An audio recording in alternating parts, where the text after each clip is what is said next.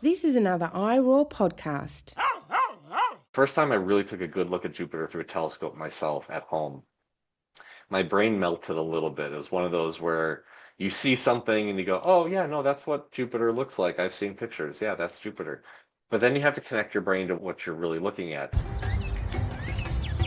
Welcome to Wildly Unplug, sharing stories of nature, conservation, and creativity. Discover what develops when you unplug and step outdoors.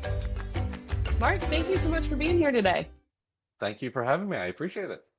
So we're going to dive right in because I am excited to talk about your book, Isaac and the Sky. It blends something massive, the universe, with something deeply personal, grief.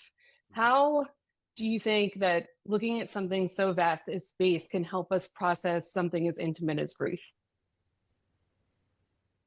There's a few ways, and it kind of depends on the person, but I think, perspective is always helpful.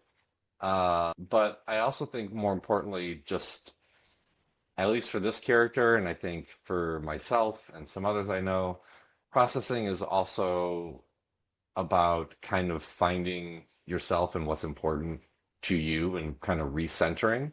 And it may seem counterintuitive to think you should look millions of light years away to find yourself.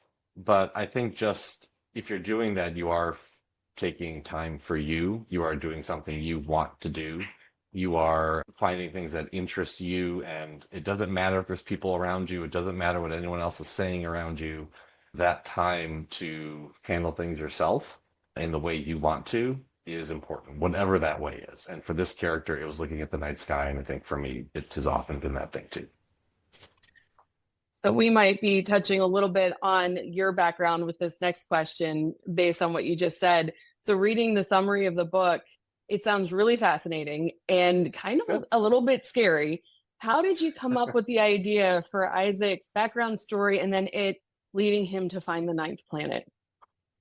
Yeah, so they came from two completely different places, which is how most of my books work. I tend to come up with characters and their backstories separately, and I kind of fill notebooks with characters I would like to write about. And then I kind of come up with stories and adventures, plots almost separately a lot of times. And then sometimes I just kind of marry the two together and figure out, well, I had Isaac already developed in my head, and I was actively looking for a story for him.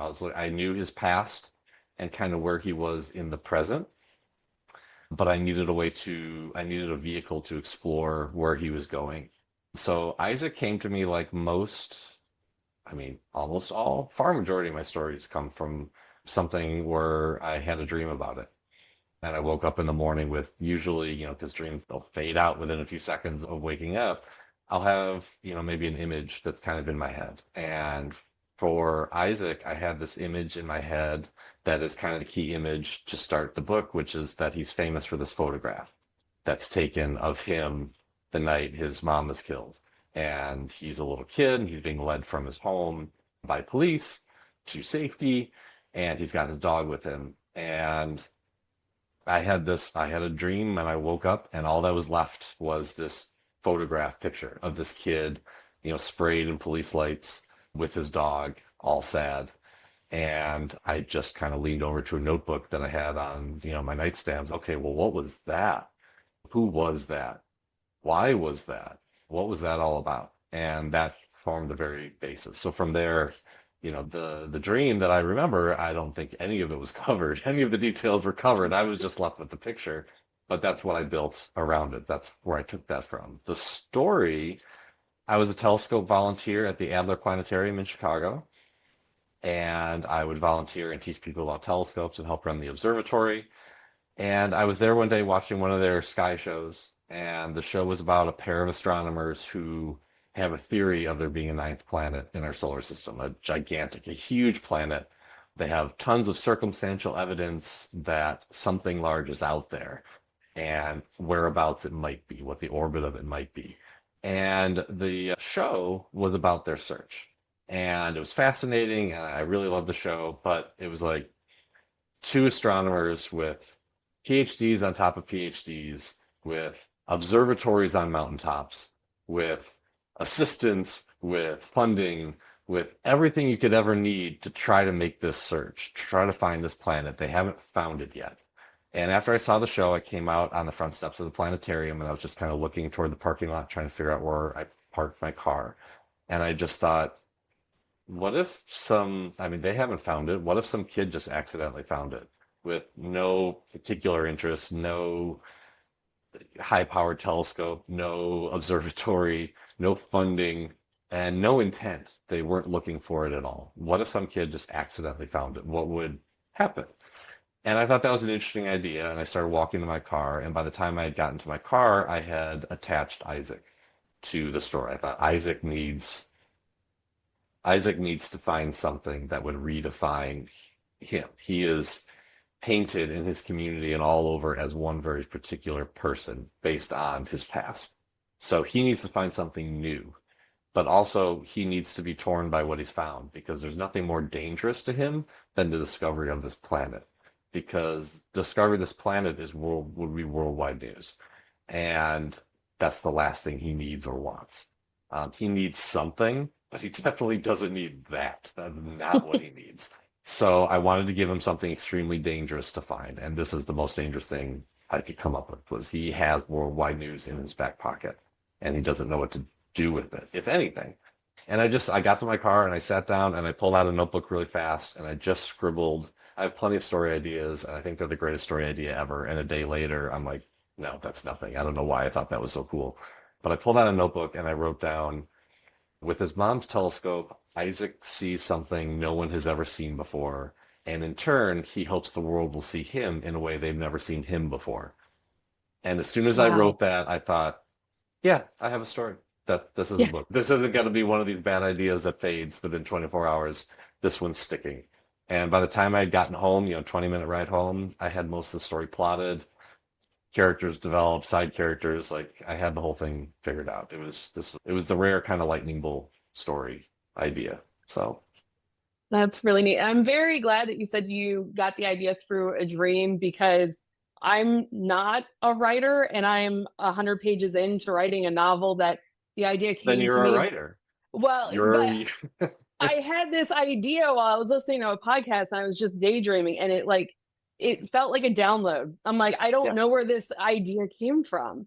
And it's just kind of written itself. And I'm like, well, I got to get it out. Yeah, well, no, that's how I describe my writing process too, is that I outline very heavily and then I write very fast. So I drafted this book front to back. Obviously I revised, but the first draft of it took about 26, 27 days front to back. But I outlined very heavily before I ever started writing it, and I always do that. So I always think of it as, once I have it outlined, I'm not really drafting, I'm just taking dictation. It's like, it's already there, it exists, it's all up here in its perfect form. I just have to write down what's already there. So I often say that I don't write first drafts, I write second drafts, because I spend so much time outlining that all I'm doing is just, I finish a book as fast as my fingers will type. There's not a lot of time spent searching for where to go next. I have that all planned out in great detail. Yeah, I've got an outline too, and it kind of feels, as I'm writing, I'm just kind of putting in the puzzle pieces of something I've already kind of got the structure for. Yeah. All right, cool. I'm learning stuff. And I love that his girlfriend, or soon-to-be girlfriend, has this habit of breaking into houses. And I can be pretty literal, and it's hard for me to get metaphors sometimes. Is this kind of like a metaphor for her breaking down Isaac's walls, or is this like spoilers? So it definitely becomes kind of a metaphor for, I'm showcasing someone who has the ability to get places they're not supposed to go. So no one is supposed to get to Isaac. So there is certainly, that is part of it, but mostly for her, when I was developing her character, it wasn't so much, it was a little bit about the metaphor to Isaac, but more than that, it was about her just being an unsettled person and wanting things to be grounded in her world, and kind of looking fondly at people who had that kind of a grounded existence. So she didn't want to go places to steal. She wanted to go places to do normal things. She felt comforted by family photos on the walls, even though they're not hers. She felt comfortable and comforted by playing through someone's Netflix, prompts, even though they weren't hers. She just wanted to feel like she could go home in the evening and everything was perfectly normal and the family was normal and everything was right and fine. And she didn't get that at her home, so she found others to get it though. It's interesting. You talk about being grounded in a book that's all About about space, space. yes. Yes. Well, and about that, do you think of space as, because I talk all about nature on this program, is space an extension of nature, or do you think of that as something completely different? I mean, it is. It's untouched, largely untouched nature, with the exception of where we've crashed, landed some rovers and things on Mars and around the moon. It's all untouched nature, and it's all mostly unexplored nature. Most people, when you say nature, will think of what's around them. And so there's nature here, and then there's astronomy. I mean, I think it's the same, but also kind of the best place to experience space as a part of nature is out in grounded nature. So, if you're able to get away from the city, if you get into the woods, even if you're not able to get away from a city, but you're at least able to get into a park somewhere where there isn't a street light every 50 feet, and be able to get a slightly darker sky to see what is up above. It takes Earth's nature to better explore the nature up above. It's best explored that way. So yeah. So even with this book, the character didn't find themselves a park, but they found themselves, a perch somewhere to get above the streetlights, somewhere where only it was him and treetops and what was in the sky. So yeah, and it's like my personal, like I don't go hiking a lot. I don't, maybe as a kid I did more things in nature, but now when I experience nature, it's lugging a telescope with me or having an event where I'm looking at the sky. So it's people meeting in nature to look up as opposed to just all around. You brought up streetlights, and that made me think of blackout areas.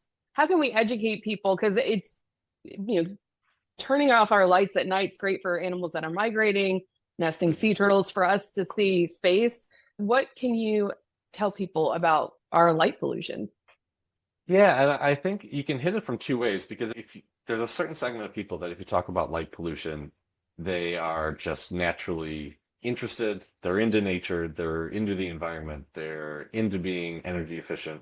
They are predisposed to liking a conversation about light pollution and how to go about it. And if you say, hey, we're going to have this meeting at town hall about light pollution, they'll show up at it. They might not know a lot about it, but generally speaking, that is their interest. They're interested in the environment and nature and whatever they can figure out to do to help that.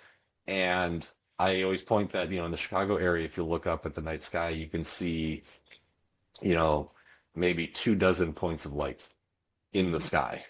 Whereas if you were somewhere else, people look at images online of the Milky Way galaxy going across, a mountain range. Well, that's not real. No, that is real. That's what you would see if we weren't doing this to ourselves.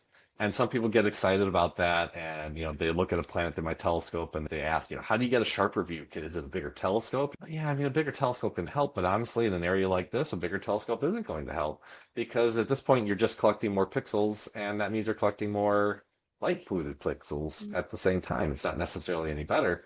But then there's a segment of people who aren't predisposed to caring one way or the other. Like, they may not be against nature, but they're just not, they don't participate in environmental movements. They're not part of that stuff. They don't feel like it's part of their world.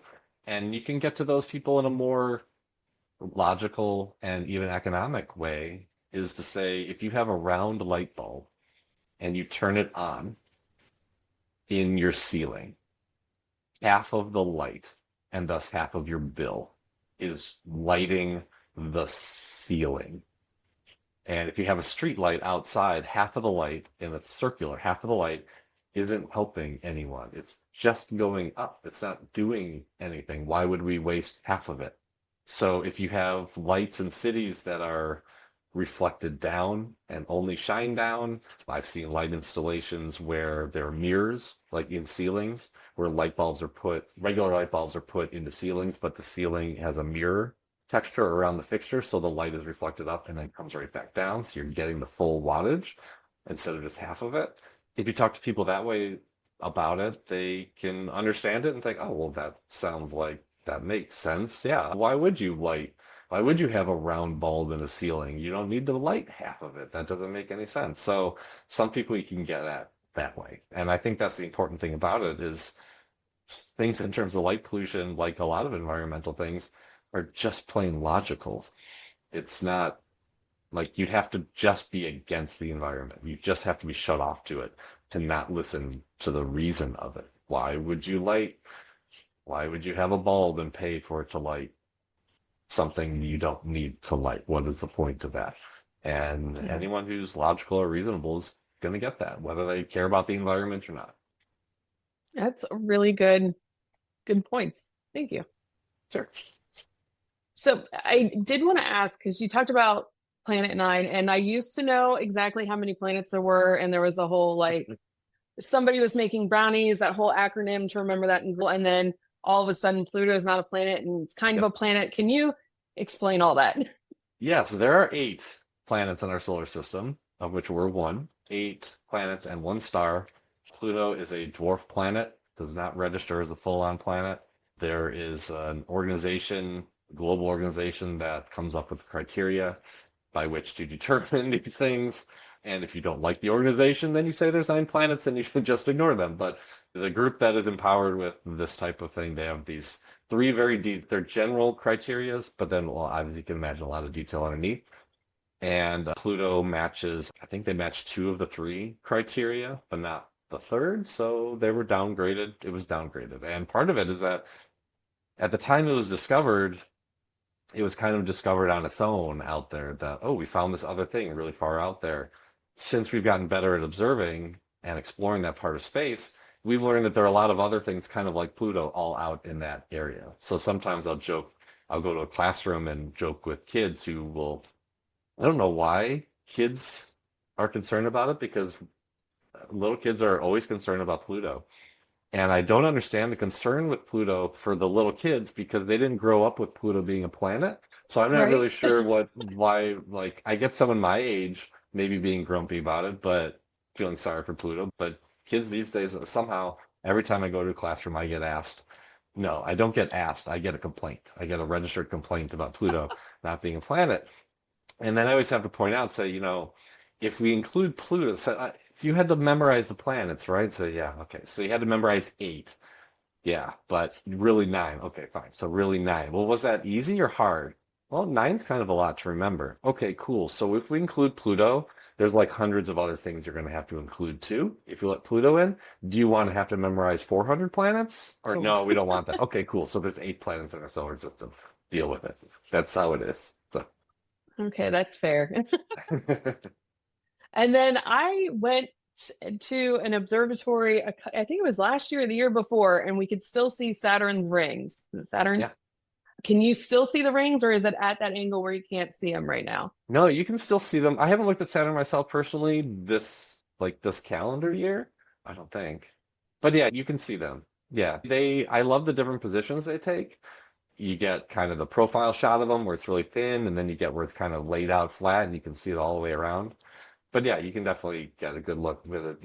Even a regular backyard telescope, you're going to get a look at Saturn's rings. Even in a light polluted area, if you're in a city, Saturn is a great thing to look at. It's very cool. I also recommend looking at Jupiter. I think Jupiter is amazing to look at. Jupiter's kind of my personal favorite to look at. Ooh, why?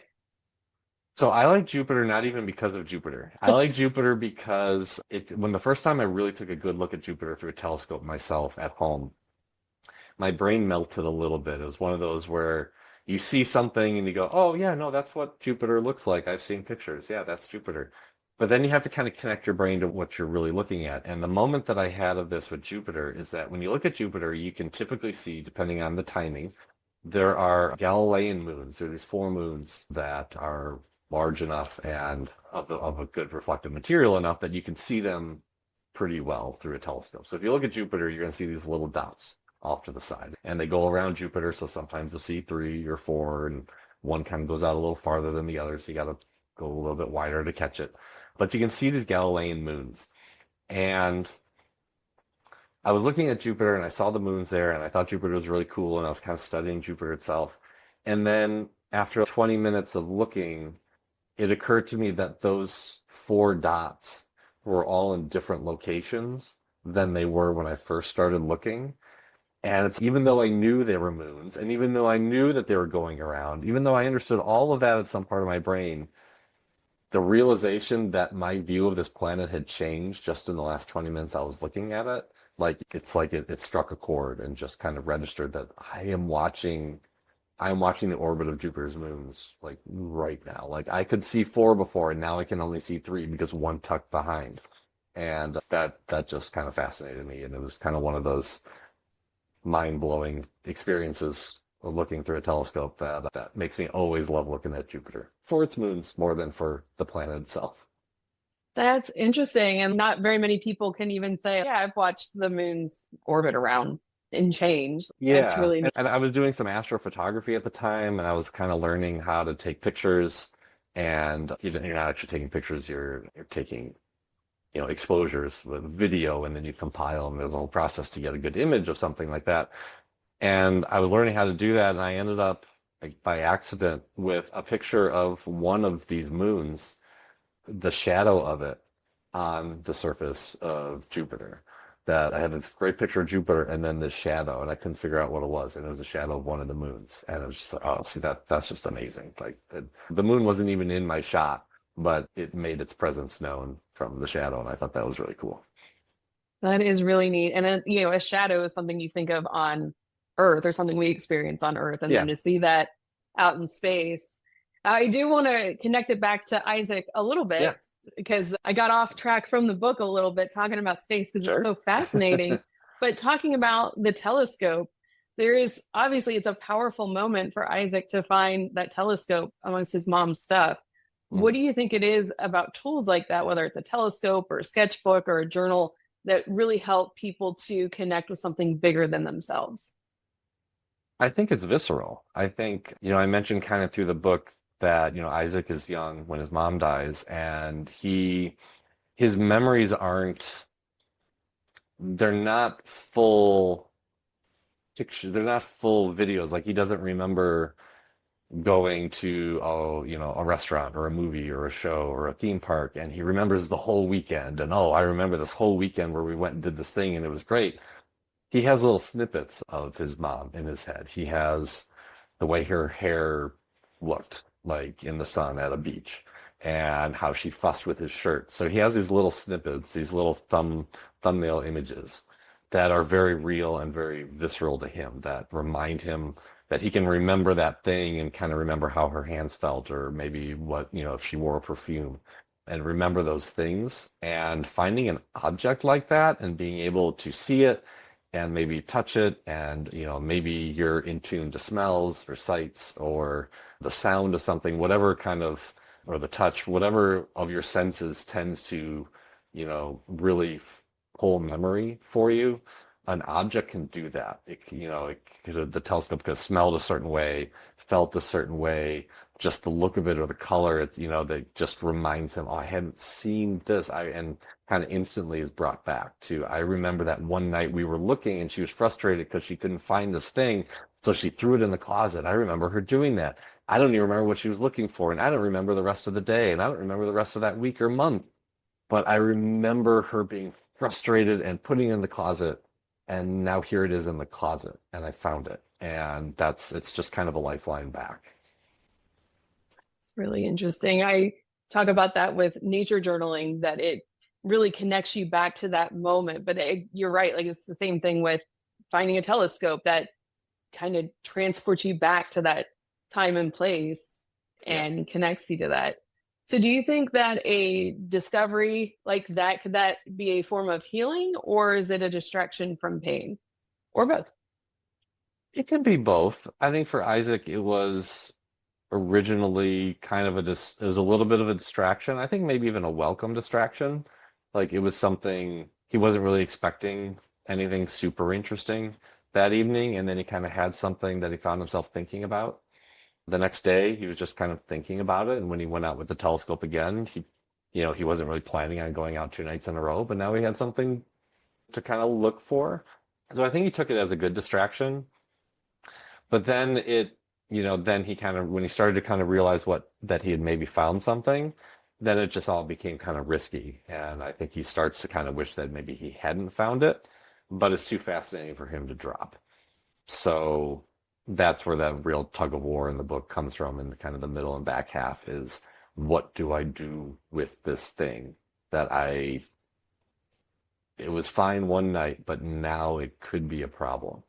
Mm-hmm. And I don't know quite what to do with it. So, and I think it's kind of funny when he's trying to discover what he's discovered, when he's trying to figure out what it is he's found, it takes a lot of steps for him to figure that out. He has to do observing over and over again. He has to use some other tools.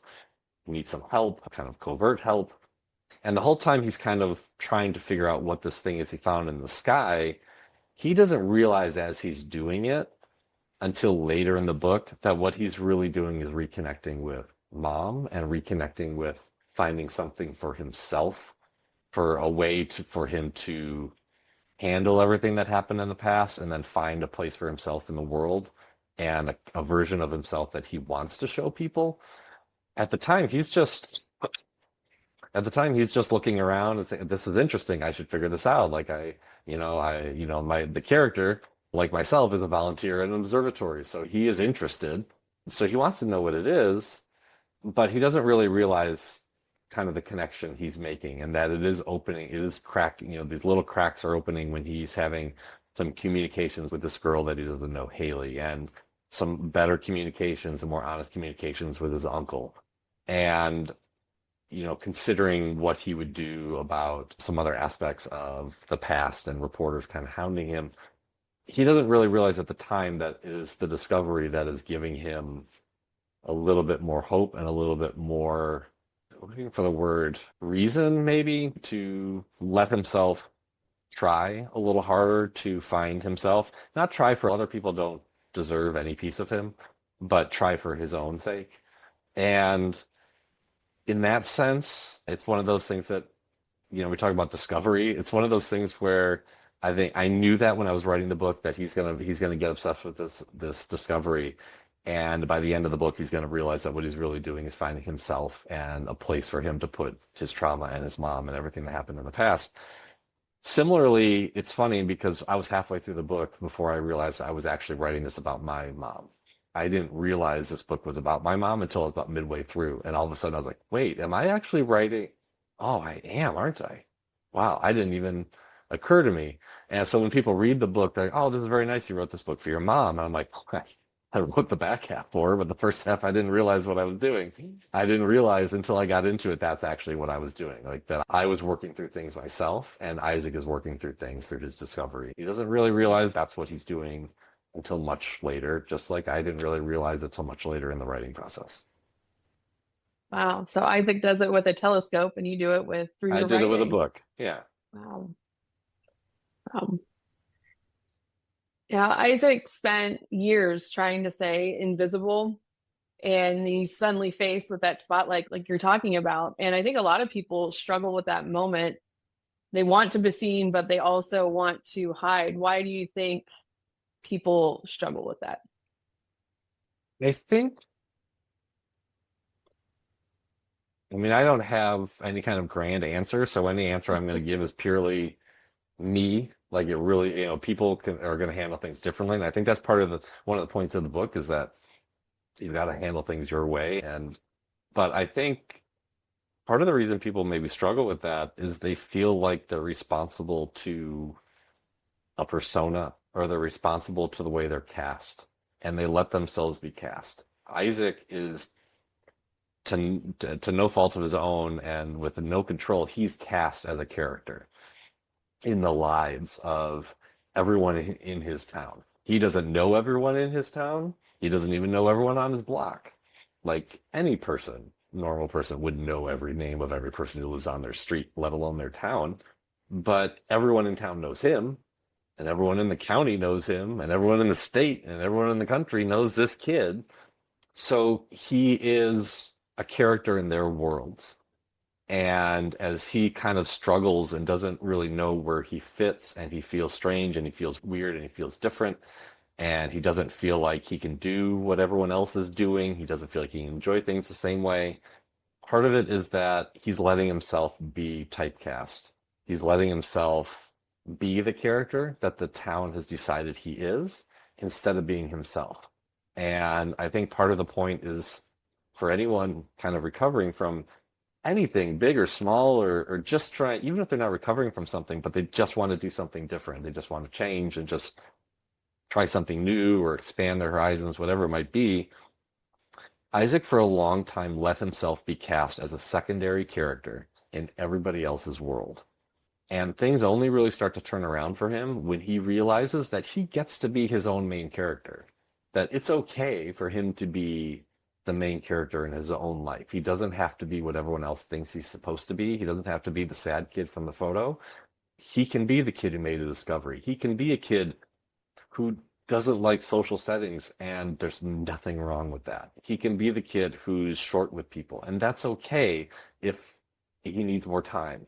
He can be a kid who keeps things close to the vest. That's okay, as long as he thinks that's okay. That that's what is him, that's okay. But he gets to decide, and he spends way too much time just being somebody else's character and not being his own. And the cracks start to form, and he starts to get better when he starts to kind of put himself first. And I think one of the things I wanted to show in the book I think is important is I've read plenty of books where the quote unquote hero in the book, or the main character, is just kind of always does everything right. And it's everyone else who are negative forces and doing things wrong, and they're just trying to survive all these negative forces. That's not really how it is, especially if you're struggling with something. I wanted to show him be mean to people. I wanted to show him be short with people. I wanted to show him not trust people. And someone reading it might go, well, why that girl was being perfectly nice to him. Why did he say that was a mean thing to say? Why is he being so mean? Because people are.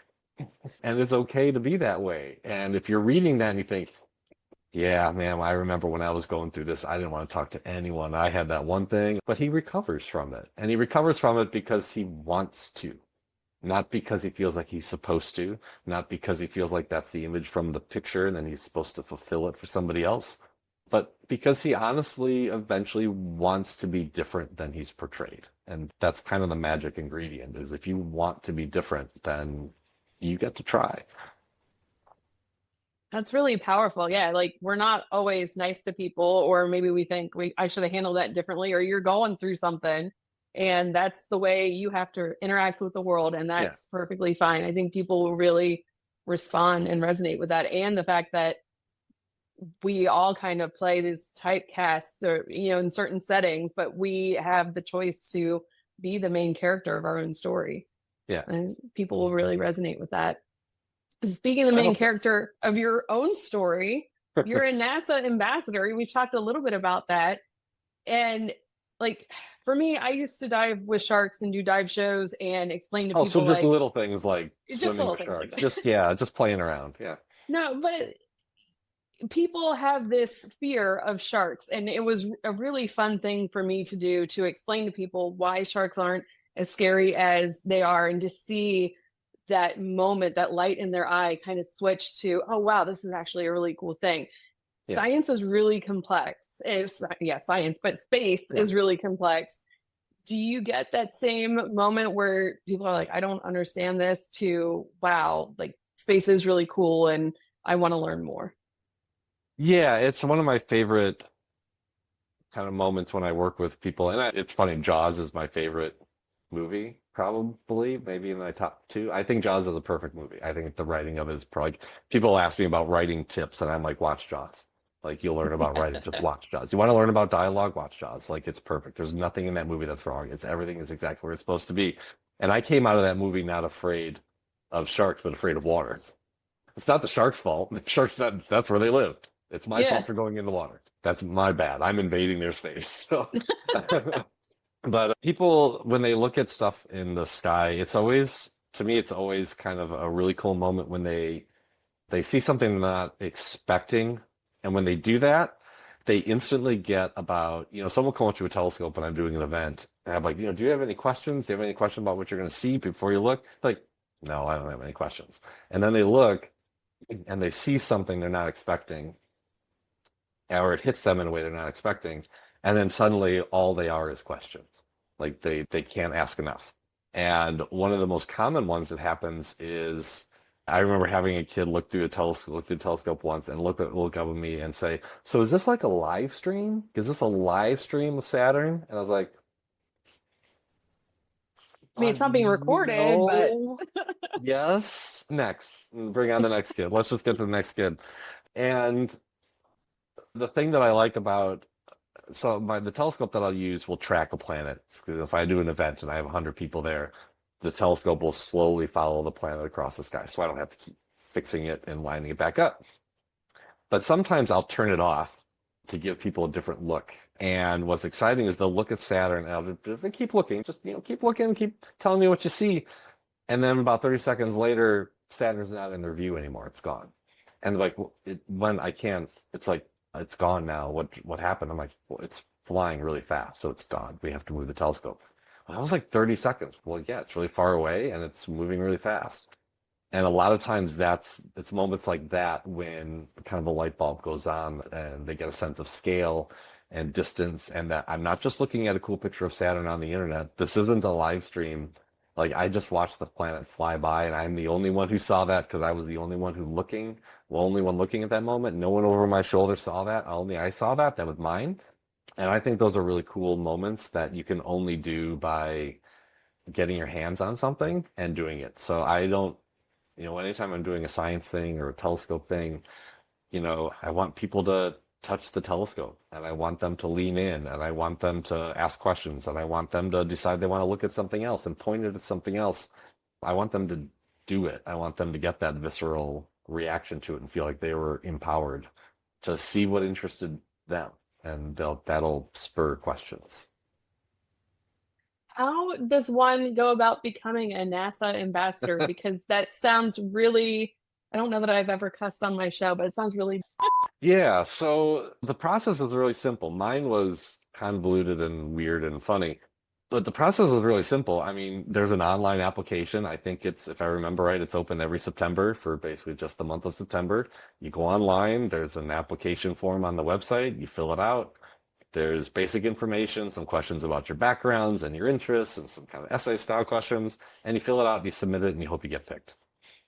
Real simple. It is not a complicated thing to do.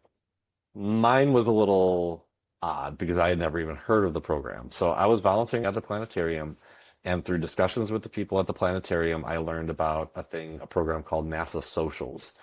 And NASA Socials they stopped them during COVID, and I think they're bringing them back. They bring in people with social media platforms to attend certain NASA events just in hopes that they will, talk about them and share them on their platforms and get more people interested. And I don't know how I was chosen because I didn't have a platform at all, but maybe the planetarium probably. So I got picked with 20 people to go watch an end of mission for the Cassini mission to Saturn. And I got to go for 3 days out to Pasadena to the Jet Propulsion Laboratory and get a behind the scenes for everything. And it was amazing. And I'm not particularly social. I get in a social setting like a party or something, and I'm going to disappear quickly. Like I have no idea how to introduce myself to people I don't know. And I'm clinging to this wall at this like social cocktail party after the event was over. And I'm like forcing myself, like, you're out here. You're never going to be back here. You have to talk to somebody. Please talk to somebody. And took everything. I looked around the room and I'm like, well, there's two really old gentlemen over there. They look harmless. I'm going to go talk to them. That's my safest bet. So I went and I introduced myself to these two, and they immediately started asking me questions about where I came from and what I do. And I just spilled. I have no social abilities at all. And I just start vomiting out every word I could come up with to try to keep these two interested. And after about 15 minutes of talking about myself, I've learned that one of them was the engineer on the Voyager spacecrafts in the 70s. And the other one was the former head of the Jet Propulsion Laboratory. And his name is literally on mission control. Like mission control literally named for him. And I had no idea who I was talking to. So I'm basically talking to two legends, and I'm just like telling them, and I like showing kids telescopes. Oh, you build spacecraft. Sorry. I thought I was super interesting. And so when I found out who they were, I'm like, okay, see, this is why you cling to a wall and you don't talk to people, because it just ends badly. This was bad. And after chatting with them, they were like, well, are you in the ambassador program? And I said, I don't know what that is. And they flagged down the person in the room who was actually in charge of the ambassador program. And they said, hey, we got a new person for your ambassador program. And I said, okay, I don't even know what the ambassador program is, but if these two are my references, I will absolutely apply. And they're like, yeah, we're your references. Go ahead and get in it. So I may not be the best ambassador ever, but I have the best references of any ambassador, and I'm certain of it. But that part is true. I love that you're safe people like probably change the whole trajectory of your life. Completely. The book doesn't exist without that on so many things. But yeah, I just forced myself not to be pinned to a wall, and I chose what I thought were the two safest bets in the room, and they were like the two people who everyone in the room would probably want to talk to. And that's who I introduced myself to. Yeah, by chance, because I don't know what they look like. And as a kind of a joke, they asked me when I became an ambassador, they said, well, we need a photo of a headshot for your ID. And every year I get renewed for the program. And they asked me, do you want to update your headshot? And I'm like, no, I don't want to update my headshot, because my headshot is a zoomed in of just my face, but on either side, just off frame, are these two gentlemen, the picture I took with the two of them. So every time I look at my ID, I just laugh. I'm like, I know who's on the other side of this picture right here. That's awesome. Now, yeah, that being a NASA ambassador led you to do something pretty cool a couple weeks ago. You got to intro right before my favorite book, which is, I don't know about the movie. It was a good movie. They portrayed it really well, but it is my favorite book. Project Hail Mary. How did that go? Was that amazing? That was very exciting and amazing. I love the book. I love the movie. I've seen it a few times now. And yeah, I always tell people, they're like, well, we like The Martian. And I'm like, well, the book, The Martian, doesn't compare to the book Project Hail Mary. Like, this Project Hail Mary is a way better book. The movie The Martian is great, but the Project Hail Mary is a book, is light years ahead. So yeah, I tied in with I just sent an email to my local movie theater and was like, I would love to do a presentation before one of your showings of Project Hail Mary, talking about science fiction versus science reality and how close they're getting and how they play with each other and inspire each other. And they wrote back, and I was really excited. And they're like, yeah, let's do this. And they created posters, and they put the funniest thing was they have a big marquee over this main street in my town. And the marquee for Project Hail Mary, on one end was my face, and the other end was Ryan Gosling. And they're like, and I kept looking at it going, oh, my face is a little bigger than Ryan's on this marquee. This is so weird. And we're both wearing orange shirts in the profile. It was a weird thing to see my face up on this thing next to Ryan Gosling. But it was great because they promoted it and I promoted it as, the movie's going to start at 2. It was the weekend it came out. It was the Sunday that the film came out.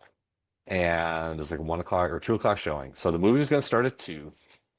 And they promoted it on their site, and I promoted it and said, come for a 30-minute discussion with a NASA ambassador talking about science fiction and science reality. And then at 2 o'clock, we'll start the movie. And the guy told me that he said, we basically sold out the theater. We sold like 101 seats for this showing. And I don't think that, from my view, you could only fit a few more people in there. And I said, oh, that's wonderful. And I kept telling myself, yeah, those people bought tickets for the movie. They're going to show up at 1:55 and be like, who's this guy in front? And when are we going to start the movie? So I started my presentation at 1:30 promptly, and the theater was full. Nice. Everyone who bought tickets and came early to see the presentation. So I gave my presentation, which was really cool because it was up on the screen. So I got to have my laptop screen presented up on the movie screen, full scale. And then did a Q&A afterwards, and people asked a lot of questions about the book specifically and other sci-fi that I like, and what's true, in the book, and what's made up, and what's close to real, and yeah, people had great questions, and the movie was great, and everyone applauded at the end of the movie. And then I went out in the lobby afterwards and kind of hung out in the lobby, and people stopped and chatted with me in the lobby and had a lot of cool questions. And then 2 weeks after that was Artemis 2 going to the moon. So Mhm. it's been this nice little run of getting people interested in science fiction and science reality at the same time. So it's been fun. Nice. Well, my son 3D printed me something that you'd probably appreciate. Oh, is it yeah, dealing with Yeah, that. he got it off Dude. their website. They have the 3D file, so Yeah, I I'm love gonna it. have to get one of those. I mean, that's cool. I need a Rocky though. Like I need a Rocky. So Rocky's the best. yeah. What do you think they did get right in Project Hail Mary versus, reality versus science fiction? I think the favorite thing that I see, and I think this is something that Andy Weir does particularly well in all of this stuff, and it certainly applies to this, is showing testing and trial and error. I think he's really good at showing that.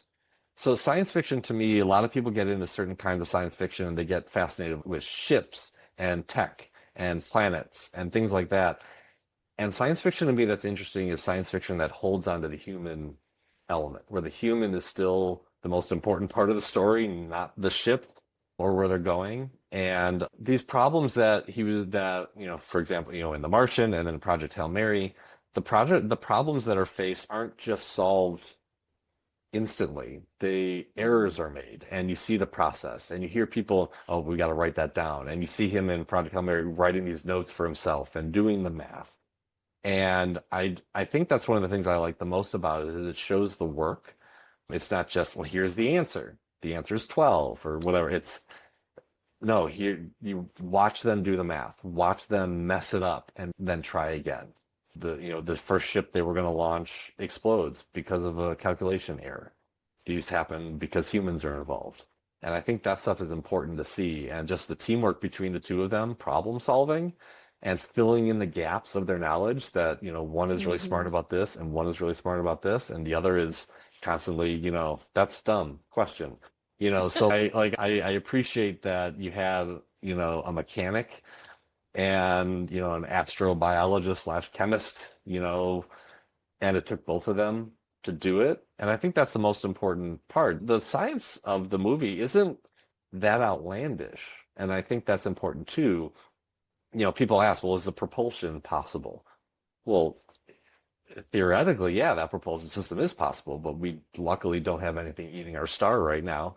So we don't have anything to grab to use as propulsion. But theoretically, yes, if you had something that contained that much energy and you ignited it, then yeah, you could use that propulsion. If you put someone in a long-term coma and send them on a spacecraft like that, will they survive? We don't know. That's really hard to figure out. 2 out of 3 didn't. So that's interesting. But I always kind of compare it to really good science fiction to me takes the science reality all the way to the edge of that diving board, gets as far as we know. And then instead of trying to leap 1,000 yards out, they just kind of go for the next few stepping stones out. They try to carry it to the next spot. And I think that's why organizations like NASA and the Jet Propulsion Laboratory have always liked working with Andy Weir and with his movies and his books because he gets the science right. There's a few moments where the science is wrong, and he's identified that he did those mostly intentionally because fiction, and he's allowed to do it. It's fiction. He gets to do it. But NASA, helps, gets excited about it. And NASA had a whole website built about understanding Project Hail Mary and where we are today. And because they like that the effort was put in to make this real. Nice.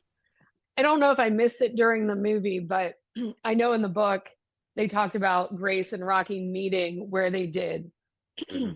Excuse me. And the odds of that, like if they were as a society any dumber, they would have all died off. And if they were smarter, they would have already fixed the problem. So they were like, both of their civilizations were right at that. They're in the Goldilocks zone of intelligence. Yes. Yeah. And I don't know that they really explained that in the movie. I need to watch it again. Like the visuals were absolutely stunning. I don't know that they explained that per se in the film, but I think what is kind of fascinating is they don't show, there's obviously, some advancements like Rocky's ship is amazing, but a human couldn't live on it. And the Hail Mary is amazing, but Rocky couldn't live on it. You could first see Rocky's ship is huge and think, well, they must be way more advanced than us. Look at how big that ship is. Well, who cares how big it is? How does it function? And if you think that he's a mechanic on board, and once they get back to his planet, kind of the technology they show on his planet isn't all that different. It's applied different ways because it has to serve a different population with different needs. But I mean, they're kind of are at the same level. They're creating similar things. And yeah, I think that is interesting. Mm-hmm. And where are all the really smart ones that could have just solved it? I don't know. Yeah. They were not helpful. They didn't help the rest of the universe. I thought that was so funny when you first see that ship and it's kind of following Grace's ship. That was such a funny scene.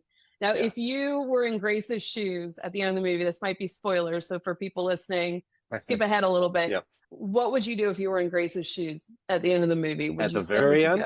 Mm-hmm. Stay. I'm staying. Interesting. I'm staying because, I mean, for a few reasons. I'm staying because it's more interesting. Like, look at where you are. This is pretty interesting. I'm staying because I have a really good friend. You know, I've made a best friend, and that's great. I'm staying because I'm useful. I mean, he's now a teacher again, so that's neat. Also, just even from a logistical standpoint, I mean, that's going to be a long ride back home. You know, don't waste those years on this. You spend enough time on a spacecraft by yourself. Yeah. So choose to stay. But I would stay. Cool. What about you? Are you staying or are you coming back if you're in Grace's shoes? Not your shoes, but Grace's shoes. I think I would probably stay too, just because by that point, like everybody I would have known they're way older now, or they're going to be, and they're or gone. Yeah. And I don't do cold very well, and the planet was very cold. They didn't also, I don't think, explain it very well, maybe. That wasn't like Antarctica that they were in at the end of the movie. That Earth has cooled down because of the sun. It has cooled, yeah. Yeah, I don't do cold. So if they can engineer a nice tropical beach for me, that's great. Yeah, I mean, I was feeling them on San Francisco. Like, I do enjoy San Francisco, so I was feeling the vibe on Frisco. But yeah, I don't do cold either. So that's no, I'm staying. So what is on the horizon for you? Any projects coming up? So I have another book that is coming out in September 1st, and this one is a little bit different. This one is a young adult horror novel, so very different from my NASA stuff, but I grew up reading and a student of Stephen King books, and so I've always had a big love for horror, and so I took a shot at I like to write a lot of scary stuff too. So I have a horror book coming out in September, and I'm just starting to kind of build to that a little bit too, and starting to think about that. But that one's in its final edits, and we'll be ready in a few months. Nice. Can you give some sort of spell? Is it like more gory horror, or is it like no? cryptic? It's a ghost story, and it's more psychological horror. I don't do gory. I don't have any interest in that. It's not my thing. But no, so it's about a kid who, I said all my story ideas come from nightmares that I had. This book came from a nightmare, and it was a nightmare about a nightmare. So even layers on layers. So I had a nightmare one night, and I woke up and was like, whoa, what was that? So I decided to give character in my book this nightmare, and this kid's a painter, and he's kind of a prodigy as a painter, and he has a nightmare one night, horrible nightmare, where he's hiding and he sees his whole family murdered while he's hiding. And when he wakes up, he is colorblind. And he has the same nightmare every night, and only that same nightmare every night for 5 years. It's his whole world is this nightmare. And he stopped believing that it's a nightmare. He's now of the belief that it's a vision. And he now knows how his family is going to die, and he has to figure out how to stop it. Wow. And that's the basic premise there. Okay, well, I'm gonna have to get on the wait list for that one. Yeah. Well, and I got to read your. Is that your first book, Isaac in the Sky? Yeah, the first published one. Yeah. Okay. Yeah, and the second one, this will be the second one. Yeah. Awesome. And those psychological thrillers, man, those stick with people too. Yeah. Yeah. Like that's something you ruminate on. Yeah. I want people thinking about it. Also, I want people debating it. Yeah. Well, like horror is kind of black and white. Like it happened and that's what it looks like. Psychological, scary stories on that level, I feel like they raise more questions, and readers can.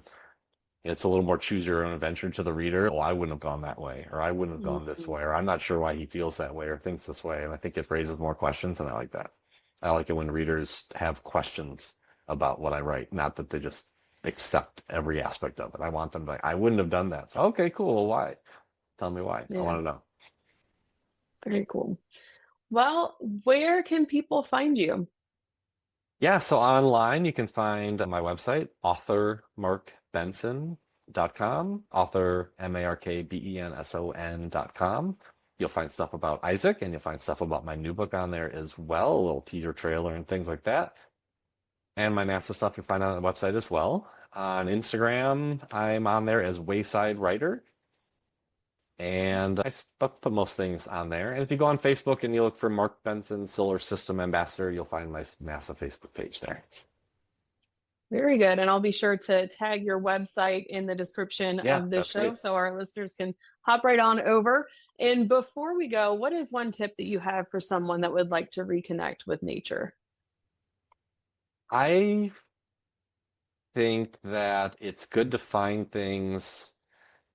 If people are trying to reconnect with nature, I don't think it has to be something super grand. I don't think you have to say, well, then I need a cross-country road trip to Yosemite, or I need to fly somewhere and do a week in the woods camping. I think finding a forest preserve near your town, or a really nice park near your town, and just laying out there at night and looking at the stars, something like that simple, is the best way. Find something that's repeatable. Find something you can do again and again if you like it, and build. It doesn't have to be some grand gesture. Find a simple little way to go outside. It's one of the things I tell people when I was at the planetarium, that when you go to a natural history museum or an aquarium or an art museum, all the magic is inside, and you maybe get a souvenir and you take that home with you.